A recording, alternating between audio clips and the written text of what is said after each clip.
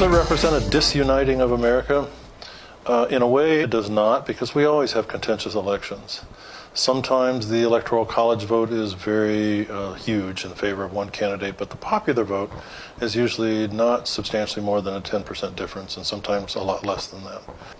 What is increasingly the case is represented by this election, but several elections over the past 20 years, is increasing polarization of the American electorate. So whereas 50 years ago, even really 30 years ago, there were a lot more Democrats that considered themselves to be moderate and share some views with moderate Republicans, and there were a lot more Republicans who were moderate and considered themselves to be sharing some views with moderate Democrats. Now you see this polarization where many Republicans refuse to make any compromises with Democrats and vice versa. So we used to, if you consider this to be the Democratic end of the spectrum and this to be the Republican end of the spectrum, it used to be that most voters were here, close to the middle. And there were a few out at the extremes, relatively few. So the curve kind of looked like this. Now it looks like this, where there's Democrats out here, and especially well out here. The Republicans have moved very far to the right, and there's this vacancy in the middle. That has not taken place in this election. That's taken place over the past 20 or 30 years.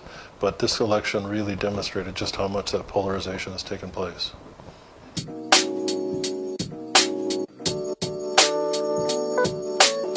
So first of all,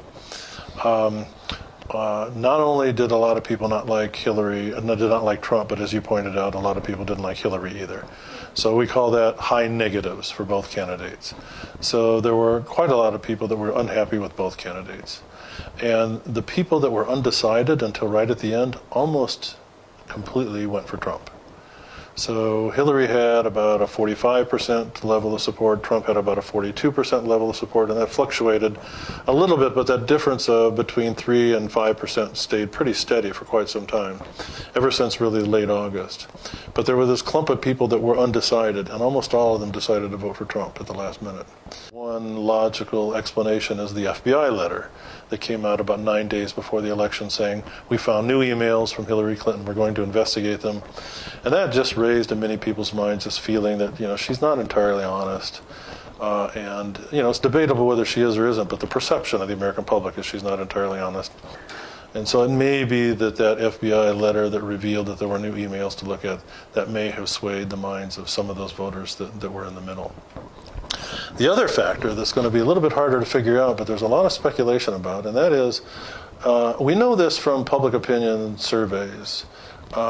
If you called somebody up on the telephone and said, are you racist? They would say no. Nobody's going to say something like that. Do you think women are second-class citizens? Nobody's going to say no to that. This is a phenomenon in public opinion polling and surveys it's portraying yourself the way you want to be perceived as opposed to what you really think. And we think that there were a number of Trump voters that just didn't want to say in public opinion polls, I'm going to vote for Trump.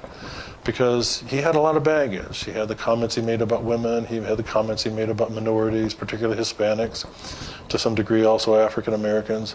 I mean, he said a lot of things which people did not necessarily admire. What's clear is that a lot of people, some people voted for him because he said those things, but some people voted for him in spite of the fact that he said those things. So they voted for him for other reasons, and they decided they were going to overlook what he said about women, what he said about Hispanics, and a whole host of other things that were perceived as quite negative. So there's apparently some percentage of the American electorate that thought, I don't want to reveal to pollsters that I plan to vote for Trump because I don't want people thinking I'm a racist or a sexist or something else. But in fact, they did vote for Trump. It's not easy to figure out what that number is, but I'm absolutely convinced they're not all racists, because something like 300 counties in the United States that voted twice for Barack Obama voted for Trump this time. So there's a substantial number of people who voted for the first black president that turned around and then voted for a president who's perceived to be a racist. And it has to be for reasons, in this particular case, other than that.